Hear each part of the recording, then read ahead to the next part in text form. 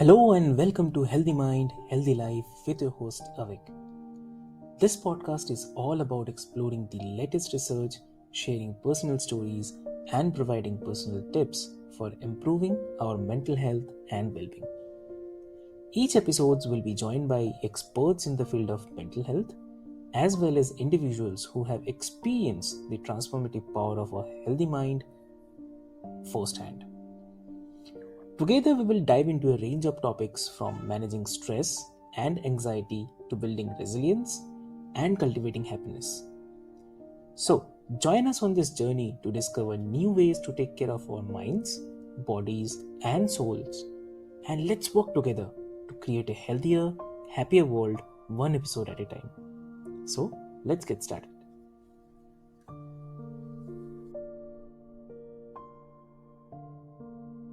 Hello and welcome to another episode of Healthy Mind, Healthy Life, where we dive into the challenges and the opportunities of mental well-being in today's fast-paced world. I'm your host Avik, and today we have a truly distinguished guest with us, Steve Durbin. So welcome to the show, Steve. Nice to be here. Great. Thank you. Welcome to the show. And Steve, before we start our conversation, I would quickly love to introduce you to all of our listeners that dear listeners, Steve is the chief executive of the Information Security Forum, a leading authority of cybersecurity, strategy, and the emerging threats landscape. So, Steve's extensive experience, which spans from advising Fortune 500 companies to guiding global leaders in navigating the complex security environments, makes him a powerful voice on issues that go beyond just technology. So, today we are going to explore a critical and often overlooked aspects of the leadership in the cybersecurity field, which is the stress, anxiety, burnout, and how these pressures are affecting leaders on a global scale. So, Steve will share his insights on how security leaders can manage these challenges while also maintaining their mental health and effectiveness in their roles. So, let's dive in and learn how to navigate the high stakes with resilience and wisdom with one and only Steve Durbin. So, welcome to the show again, Steve. Yeah, it's great to be here and also to be able to talk about an issue which I don't think is going to go away anytime soon. You know, it's been around. I think a light was shone on it during the COVID years, but it's certainly showing no evidence of slowing down in terms of importance. Exactly. So to start with, you have had a remarkable career at the intersection of the technology and the security. So, if you can share a personal experience, like where you felt the pressures of leadership in cybersecurity and how you manage those stresses. Yeah, I think if you look at any senior leadership role, Yeah. it's always going to come with stresses. It's always going to come with challenges. Most of those, actually, in the main, come from people. People are great to work with, but they're also really challenging. And I think as a senior leader, you always have to be aware of the way in which you need to deal with those. I think, going back to what I said slightly earlier about COVID and the pandemic, I think that challenged and stretched the majority of leaders globally. I know it certainly did me because we had to change the way that we were working. The fact that you move away from personal interaction, working side by side with people, to then having to try to communicate with them electronically over all sorts of different technologies produces in its own way a set of challenges around stress, around trying to make sure that people are actually cognizant and aware of what it is that you're asking them to do. And so for me, probably that was one of the biggest challenges, because I've always been very much the kind of individual that prefers to sit down with people, to meet them face to face, traveled a huge amount over my career all around the world. And that's my preferred way of working in person. So having to then move to being remote, not being able to read some of the visual signs, that just the interpersonal signs that you see. That was probably the most challenging during a time, of course, of exceptionally high stress for everybody. So that's really what I would shine a light on as being probably the most challenging. But I have to say that it probably was also the most rewarding, because it forced me and many people like me to really change the way that we reached out to people, understood the roles that they were playing within an organization, and the fact that ultimately, of course, there has to be some form of work-life balance that is consistent with the needs of the organization, but perhaps more importantly, completely in line with the needs of the individual. And, we had to really dig into some of those issues in the early days of the pandemic in order to make sure that our people were best able to deliver in the way that we wanted them to. And that certainly from my perspective as a leader, I was able to provide them with what they were really needing in order to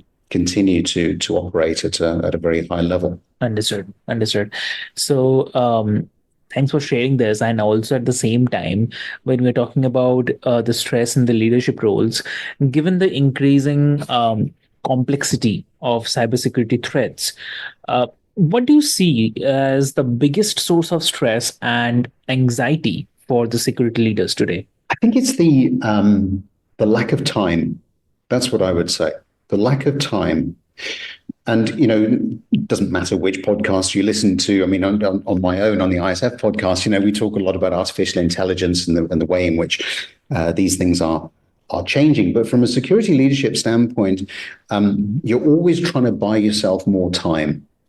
And what we're seeing is more threats emerging, more threats developing at a faster rate, and cutting down that window of time that you've got to respond to that, whether it be in terms of implementing new systems, whether it be in terms of staff training, whether it be just in terms of letting your business leadership understand some of the implications of what they want to implement.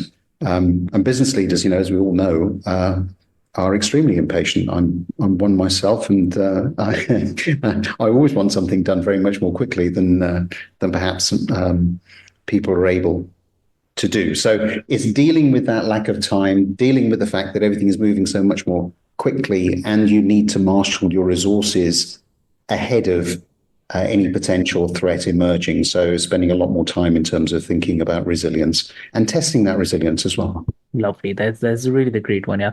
So also, with stress, burnout is also very common. So burnout is also a growing concern in the high pressure industries like cybersecurity. So what signs of burnout should leaders and their teams be aware of, according to you? What do you think?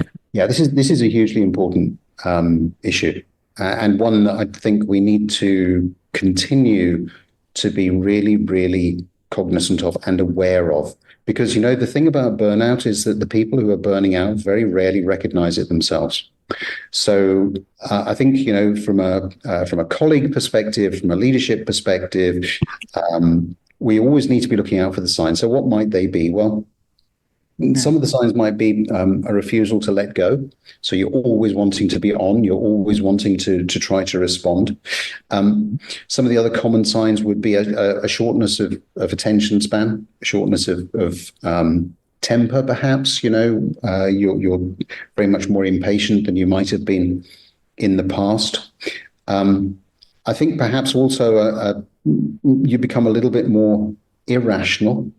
So you're pushing people to do things that frankly you would probably not ask them to do otherwise, and those are some of the things that we tend to see. Now, some of the other signs that you need to be aware of are where people withdraw. So if you're used to somebody interacting with you on a fairly regular basis and they begin to withdraw, again, it's worth just taking a moment to think about why that might be. Are they struggling? Are you asking them to do too much? So there are lots of different things that are going on with people. And what you're trying to pick up on as any form of manager or leader is a change in behavior and a change that perhaps is not always for the good. If you've got that and you've picked it up, then of course the next challenge is to deal with it constructively and effectively, because the person who's going through that may not take kindly to the fact that you're pointing out that they are, in their eyes, beginning to struggle. True. Exactly. And how does the stress impact the decision making in the critical situations, in the context of cybersecurity, where the stakes are incredibly high? So, what do you suggest? What do you say? Yeah, I think, I'll give you an example of really high stress situations is when an attack actually takes place. So very many organizations that, for instance, that are in the ISF are, the global entities, they've got operations all around the world. An attack of some sort takes place. And one of the interesting things about the cybersecurity space is that everybody wants to be involved in that. They all want to help. And so from a management standpoint, what you're trying to do is to make sure that your teams are getting the right amount of rest. And that is one of the most difficult things to achieve, because nobody wants to step away from the keyboard to hand it over to somebody else. But if you don't, then what you find is that your performance deteriorates. And it's a little bit like the burnout situation we were just talking about. The individual rarely recognizes it. So from a management perspective, from a team leadership standpoint, what you have to do is to make sure at times of very high stress that your key players are actually getting sufficient rest, are actually moving away from the work that they're struggling to do, that they clearly want to do, and hand it off to somebody else to pick up for a few hours, just to create that break. What you then find, of course, is that they come back reinvigorated, they come back much fresher, and they come back with perhaps a different perspective, because they will have been still thinking about some of these things subconsciously. But I would say that one of the things I've really noticed about people who work in the cyberspace is that when the going gets tough, when they really have to start, applying themselves, like in a breach or an attack, they simply don't want to let go. And so the role of the leader in that area is to make sure that they do step away, and that means that you have to have rehearsed those kinds of things before they take place. And certainly over the last, I would say, 18 months. That's something that we at the ISF have probably spent a huge amount of our time doing, just running these kinds of resilience operations and security exercises, just so that people are ready for the day that they hope will never come, but indeed always does. Understood. And also, what role should organizations play in supporting the mental health of their security leaders? And at the same time, how can they create an environment that minimizes this burnout? What do you see? Yeah, if I think back to some of the things that certainly I did, with my leadership team to try to address this, we certainly made available to our staff things like meditation apps. So Headspace was certainly one of the things that we make freely available to all of our people. I think you can run, lunch and learn type sessions around dealing with stress in the workplace in particular. Some of the things we've more recently introduced are things like walking tours at lunchtimes. So people who are based in the same office, irrespective of where they are, will regularly run a walking tour of the area that they're working in. So they get to learn a little bit more about that area, spend some time away from their desks with colleagues, and just actually get out into the fresh air. Because again, I think that people always want to get on with the next thing. People are hugely diligent as a rule. That's fine, of course, if you've got an office environment, but if you've got people working remotely from home and so on, again, we've really sort of tried to encourage people to take time away from the house. If they've got animals, if they've got dogs, for instance, go and take the dog for a walk, that kind of thing, just to I suppose, reset, reground, and give you a break. And, you often come up with great ideas when you're taking a break. People tend to forget that. If you're solely focused on what you're trying to do all of the time, sometimes you can become a little bit clouded. So there's absolutely no harm in taking time away. So, I think encouraging those sorts of activities, and I can't, really fail to stress enough the importance of things like meditation, things like just making sure you're eating properly. It all sounds very basic, but actually, I think in the 21st century, certainly 2024, so many people have forgotten that in order to be at their peak performance, they need to look after themselves. And that includes, gentle exercises. We don't all need to be going out and hitting the gym every day, but if that's your thing, then that's great too. That's really lovely one. Yeah.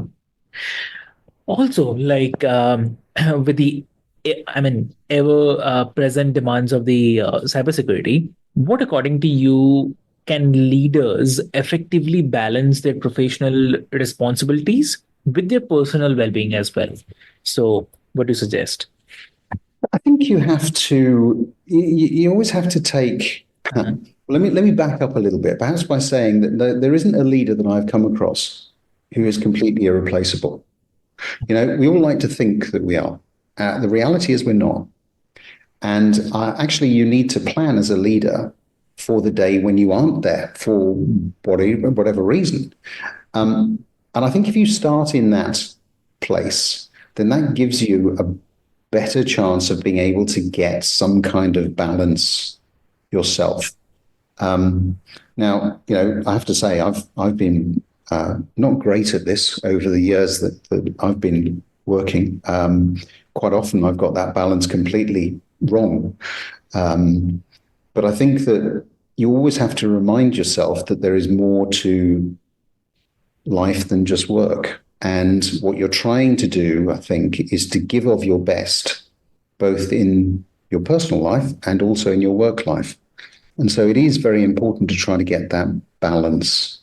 How you do it, I think, is just by reminding yourself every day of what's important. And I did a podcast a few years back now with Steve Wozniak, and we talked about a variety of things. And there's one thing I always remember about what was said, which is at the end of the day, he likes to try to make sure that the smiles outweigh the frowns. And if he's had more smiles in the day, it's been a good day. Wow, that's lovely. Yeah. So, looking forward, what trends do you foresee in the cybersecurity landscape that could either, I mean, exhibit or maybe alleviate the stress among global security leaders? What do you see?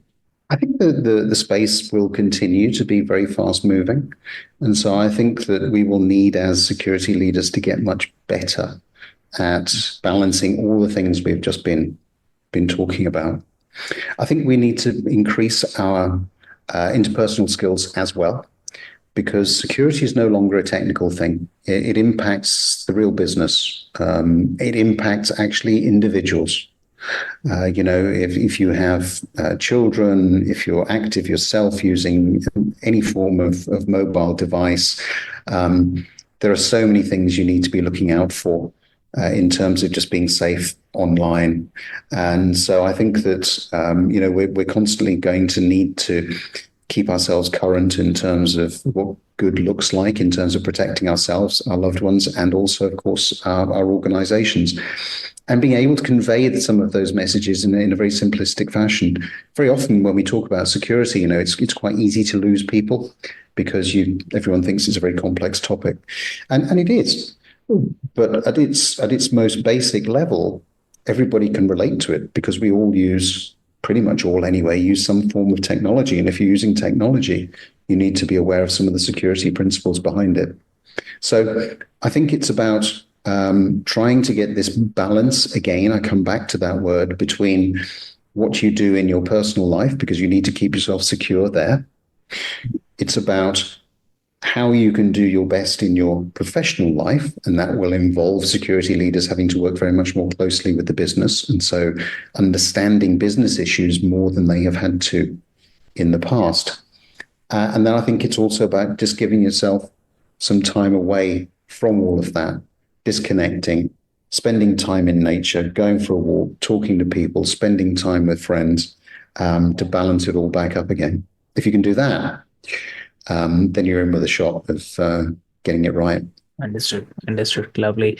And also, before we wrap, like, what advice would you give to the emerging leaders in the field of cybersecurity, to help them manage the stress and also at the same time avoid burnout as they advance in their careers? I think understand that this is a really exciting, really fast moving space, and you cannot possibly hope to understand every single aspect of it. So you need to surround yourself with like minded people that you can share stories with, that you can lean on to understand that you're not the only one who is perhaps going through some of the challenges that we've just been alluding to. It's certainly where my own organization spends a lot of time, because of course we've got a global community, and our security leaders are able to share stories all around the world with each other and to meet on an ongoing basis as well. And I think that's hugely valuable, because it's like any leadership role, it can be pretty lonely. And so reminding yourself of the fact that there are others out there who are doing similar jobs who might be able to help you, that's really valuable. And I think the other really important thing is, because it changes so quickly, just reminding yourself again that a career in this particular line of work is a marathon. It's not a sprint.